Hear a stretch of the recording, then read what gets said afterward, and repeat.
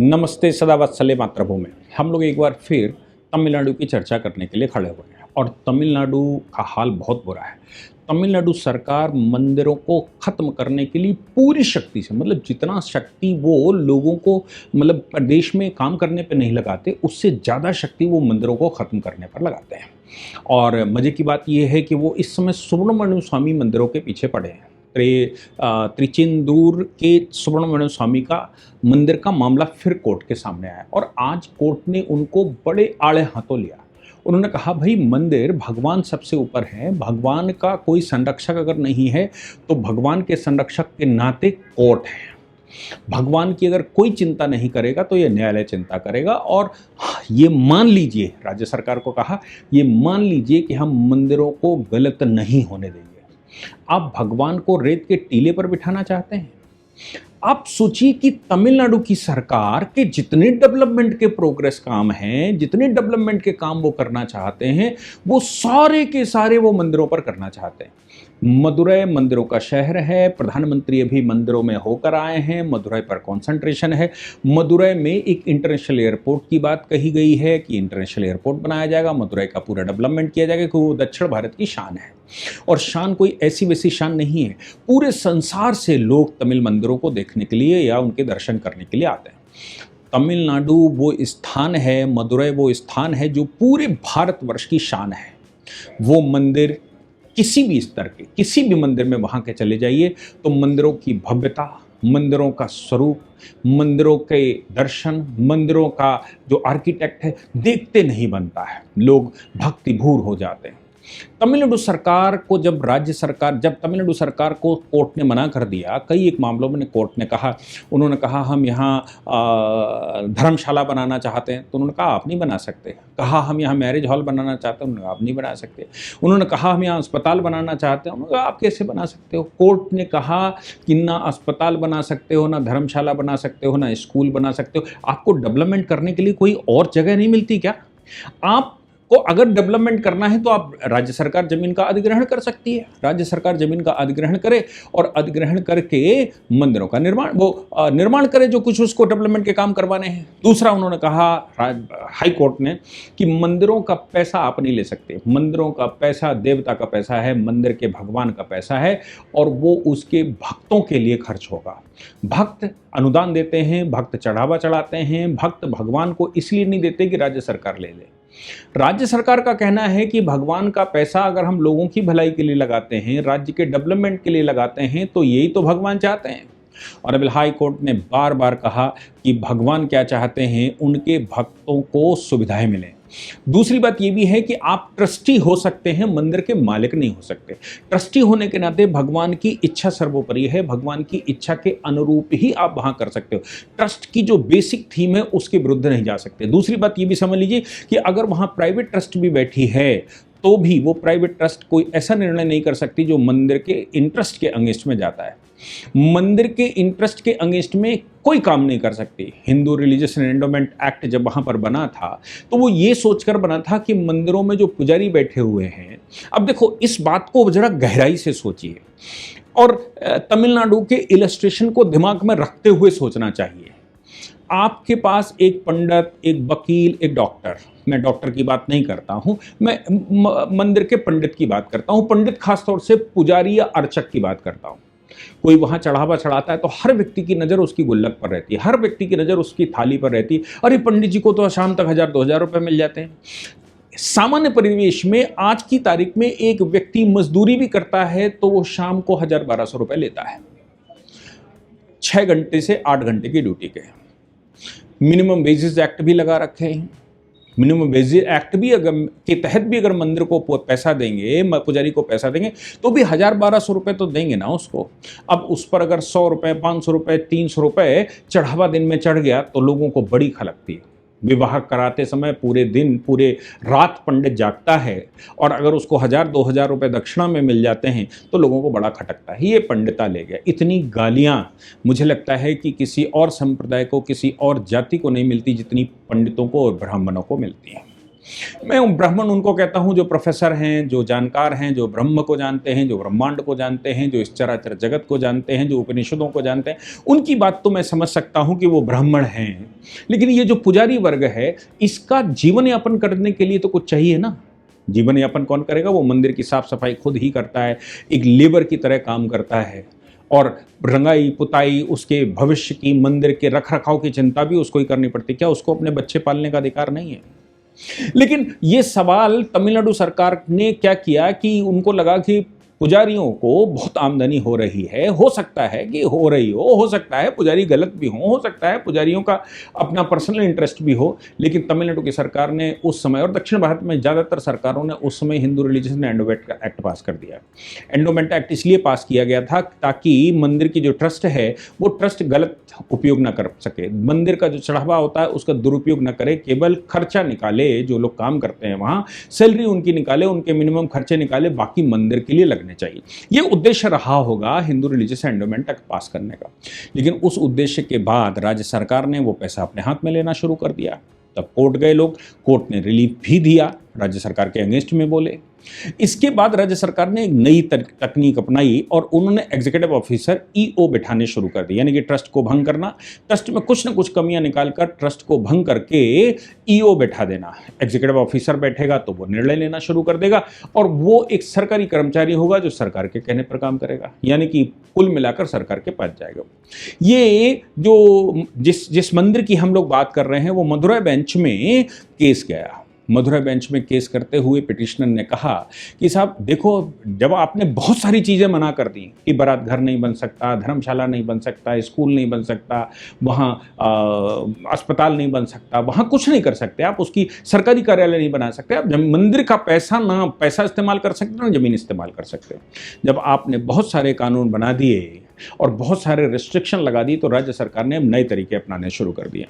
राज्य सरकार ने कहा कि जिस सुब्रमण्य स्वामी मंदिर की बात वो कर रहे हैं उनकी 3.3 एकड़ जमीन, यानी कि लगभग 3.25 से 3.5 एकड़ जमीन अधिग्रहण करने का फैसला किया।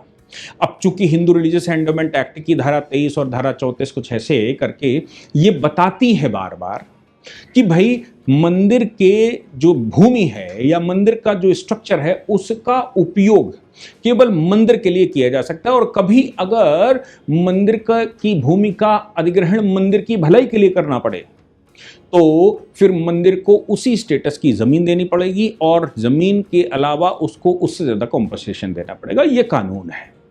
राज्य सरकार ने एक नया तरीका अपनाया, 3.3 एकड़ जमीन मंदिर की जो नर जमीन है, नर जमीन मैं उसको कहता हूं जो बिल्कुल प्राइम लैंड है, उसको एक्वायर कर लिया और कहा कि इसके बदले में हम तुमको दूसरी जमीन देंगे। दूसरी जमीन रेत के टीले दे दिए, रेत के टीले जहां कोई उपयोग नहीं हो सकता, 3.3 एकड़ जमीन ही मंदिर के नाम कर दी कि हम ये जमीन के एक्सचेंज करते हैं।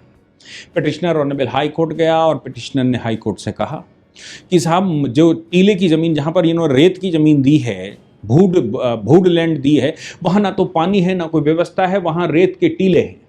क्या मतलब है? मंदिर के भगवान वहां बिठाए जाएंगे क्या? मंदिर की जमीन कब्जा करने के बाद राज्य सरकार अब चाहती है कि मंदिर वहां पर बनाया जाए। कैसे संभव है? एक चीज राज्य सरकार को शायद समझ नहीं आई, वो अगर थोड़ा सही से दिमाग लगाते तो शायद इस फचेड़े में ना फंसते। हमने चकबंदी सबने सुना होगा। चकबंदी जब होती है तो चकबंदी 10 साल, 15 साल, 20 साल में एक बार होती है, यानी कि consolidation of agriculture land. Agriculture land का कंसोलिडेशन जब होता है तो उड़ान होती है ज़मीनों की, क्योंकि 20 साल में बहुत कुछ परिवर्तन हो गए होते हैं। छोटी छोटी ज़मीनें लोगों ने बेच ली होती हैं, परिवार के विभाजन हो गए होते हैं, उसके अलावा पार्टीशन हो गए होते हैं, तो एक खेत यहाँ पर, एक वहाँ पर, एक वहाँ पर। तो सरकार क्या करती है, कंसोलिडेशन करवा के उसको एक प्लॉट बना देती है। एक प्लॉट बनाने का मतलब खेती आसान हो जाए, एक प्लॉट बनाने का मतलब वहाँ उसको ज़्यादा लेबर ना करनी पड़े। ऐसी परिस्थिति में जब ज़मीन एक स्थान से दूसरे स्थान पर जाती है तो हर ज़मीन की अपनी कीमत होती है, कोई 100 पैसे की, कोई 20 पैसे की, कोई 30 पैसे की। सपोज मेन रोड साइड की ज़मीन जो 100 पैसे जिसकी कीमत लगाई गई हो, 1 करोड़ की ज़मीन हो, अब उसको अगर कोई दूसरी जगह पर ज़मीन देती है जिसकी कीमत 50 पैसे है तो फिर 2 करोड़ रुपए की ज़मीन देनी पड़ती है, डबल ज़मीन देनी पड़ती है। क्यों? क्योंकि जो ज़मीन 1 करोड़ की कीमत की ज़मीन देनी पड़ती है, ज़मीन डबल हो जाएगी। मैं गलत कह गया। अगर 1 करोड़ रुपए की ज़मीन आपने ली है तो 1 करोड़ की ही ज़मीन आपको दूसरी जगह देनी पड़ती है, अब वहाँ के रेट के हिसाब से। अगर यहाँ 1 एकड़ ज़मीन 1 करोड़ की थी और दूसरी जगह पर 1 एकड़ ज़मीन 50 लाख रुपए की थी, तो वहाँ 2 एकड़ ज़मीन आपको देनी पड़ेगी। अगर वहाँ पर 1 एकड़ ज़मीन 10 लाख रुपए की थी, तो वहाँ पर 10 एकड़ ज़मीन देनी पड़ेगी, 10 गुना ज़मीन देनी पड़ेगी। ये सामान्य कानून है हमारे देश में कंसोलिडेशन का। सरकार जब भी कॉम्पनसेट करती है, जब भी ज़मीन को एक्वायर करती है, तो ये विधि अपनाती है। ऐसे ही ज़मीनें अगर हाईवेज कवर करता है, एक्वायर करता है, तो उसके साथ भी नियम यही लागू होता है कि वो रोड साइड की ज़मीन अगर ले रहा है और वो गांव की ज़मीन जहां घर बने हुए हैं उनकी ज़मीन ले रहा है, तो उनको कंपनसेशन ज़्यादा देना पड़ता है, क्योंकि वहां की ज़मीन की वैल्यूएशन और मलबे का पैसा लगाना पड़ता है। ये एक सामान्य सी बात है। राज्य सरकार ने 100 पैसे की ज़मीन लेकर 3 पैसे की ज़मीन दी। कितनी निर्लजता राज्य सरकार के। लेकिन जमीन उतनी ही दी, 3.3 एकड़ जमीन। और ऑनरेबल हाई कोर्ट के सामने गया, मदुरई बेंच के सामने गया, तो उन्होंने कहा कि आपको निर्लजता, मतलब उनके शब्दों में, मैं शब्द उनके दूसरे हैं, लेकिन मैं कह रहा हूं कि उन्होंने उनकी सब की सब निर्लजता जाहिर कर दी। हाई कोर्ट ने कहा कि आपको क्या शर्म नहीं आती? आप भगवान, मंदिर भगवान के लिए है, भगवान के भक्तों के लिए आप कह रहे हो कि हम वहाँ स्टैंड बनाएंगे, ये बनाएंगे, वो बनाएंगे। अच्छा, एक बात और मुझे समझ नहीं आती, जब वो ये कह रहे हैं कि मंदिर के भक्तों के लिए हम वहाँ सुविधाएं बनाएंगे, जमीन एक्वायर करके बना रहे हैं, जब सरकार अधिग्रहण कर लेगी तो भक्त कहाँ रह जाएंगे, मंदिर की जमीन कहाँ रह जाएगी? सरकार जब अधिग्रहण कर लेगी और अधिग्रहण करके वहाँ बस अड्डा बनाएगी मंदिर के बगल में, तो मंदिर में हिंड्रेंस ज़्यादा पैदा होगा या फिर मंदिर सुरक्षित होगा? मंदिर की एक्सक्लूसिव व्यवस्था करने की बात की गई होती तो समझ में आता, लेकिन आप सार्वजनिक रूप से वहां जमीन, मंदिर की जमीन एक्वायर करके और वहां एक प्लेटफॉर्म बनाना चाहते हैं, एक बस अड्डा बनाना चाहते हैं, तो फिर बात बिल्कुल जग जाहिर है कि अगर सरकार उसको ले लेगी तो सरकार फिर सरकार होती है, फिर वो मंदिर नहीं रहा। तो आप भक्तों के लिए क्या वहां बनाना चाहते हैं? भक्तों के लिए अगर बनाना चाहते तो आप वहां अगल बगल जमीन एक्वायर करते और भक्तों के लिए बनाते, मंदिर को टच ना करते। लेकिन राज्य सरकार ने मंदिर की ही जमीन कब्जा किया और कब्जा करने के बाद मंदिर को उसके सब्स्टिट्यूट के रूप में जो कुछ रेत के टीले दे दिए। अब रेत के टीले सब हाई कोर्ट में आया, तो हाई कोर्ट ने कहा रेत के टीले जो रहने के लायक नहीं है, जहाँ मंदिर बनने के लायक नहीं, जो कोई उपयोग नहीं हो सकता, वहाँ खेती बाड़ी भी नहीं हो सकती। आपको नहीं लगा कि आप ये क्या दे रहे हो? आपने मंदिर की उपजाऊ जमीन, आपने मंदिर की बहुत वैल्यूएबल जमीन लेकर और ये जमीनें दे रहे हो और कहते हैं कि भलाई का काम कर रहे हैं। आप ये समझ लीजिए कि अगर मंदिर में कोई नहीं है तो हम उसके संरक्षक हैं, हाई कोर्ट उसका संरक्षक है। मंदिर के साथ नाइंसाफी नहीं करने देंगे राज्य सरकार को।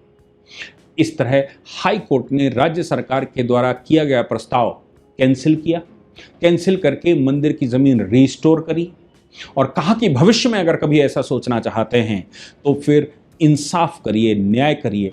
आपकी नज़र में वो न्याय होना चाहिए। आप सोचिए, राज्य सरकार ने भूड़ की ज़मीन देकर, राज्य सरकार ने रेत की टीले देकर, राज्य सरकार मंदिर की उपजाऊ ज़मीन अब इस नए मेथड से एक्वायर करना चाहती है। मैं तो कहता हूं हाई कोर्ट को प्रणाम करना चाहिए कि वो वहां पर 6 सुब्रमण्यम स्वामी के मंदिर हैं, उन 6 के 6 पर खतरा है, 6 के 6 पर खतरा है। और ये राज्य सरकार कभी दीपथून का मामला लाती है, तो कभी वो दरगाह का मामला लाती है, कभी वो सार्वजनिक लीलामी करके जमीन बेचती है कि एक्वायर कर ली है मंदिर की जमीन, तो एक्वेजिशन बुलडोजर चलाने के बजाय उन मुसलमानों को ही, उन मस्जिदों को ही जमीन बेच देती है औने पौने दामों पर, कहती है तुम्हारा कब्जा है, हम तुमको दे देते हैं, तुम हमारे वोट बैंक हो। राज्य सरकार क्या क्या नहीं कर रही है राज्य के अंदर। आप सोचकर देखिए कि मंदिर तभी सुरक्षित हैं जब सरकारें ऐसी बने जो हिंदुओं के लिए हों, जो हिंदुस्तान के लिए हों, जो हिंदू संरक्षण कर सके, जो मंदिरों का संरक्षण कर सके।